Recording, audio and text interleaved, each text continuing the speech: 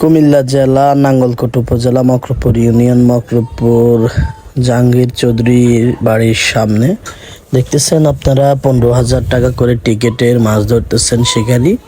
দেখেন একটি মাছ হিট করেছে, কত সুন্দরভাবে মাছটিকে নিয়ে আসে মানে উঠিয়ে নেয় নেটের মধ্যে। এই যে দেখতেছেন শিকারি মাছ টানতেছে।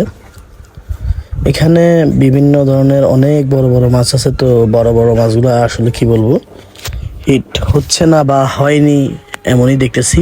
তবে যারা হিট করতে বা শিকার করতে আসছেন তাদেরও আশা করি লস হবে না, এত সুন্দর সুন্দর মাছ হিট হচ্ছে। একবারে ছোট ছোট যে তাও না, মোটামুটি আছে। আপনারা দেখেন পুরো ভিডিওটা, আশা করি আপনাদের কাছে ভালো লাগবে। সব কিছু মিললে আলহামদুলিল্লাহ আমার কাছেও ভালো লেগেছে। এই যে দেখতেছেন একটা মাছ। তো আপনারা কে কোথা থেকে ভিডিওটি দেখতেছেন অবশ্যই জানাবেন আপনাদের কমেন্টসের মাধ্যমে।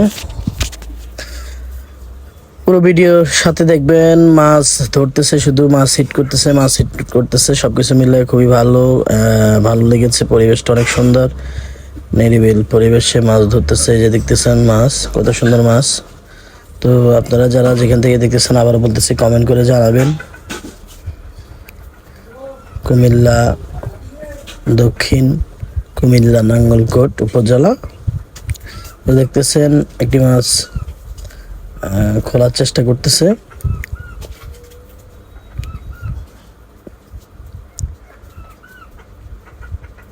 অনেক অনেক অনেক অনেক শিকারি আছে এখানে, আপনাদেরকে দেখানোর চেষ্টা করবো পুরো ভিডিওতে। সবকিছু মিলে কে কোথায় আছে, কিভাবে আছে, সবাইকে দেখানোর চেষ্টা করবো। এই যে দেখতেছেন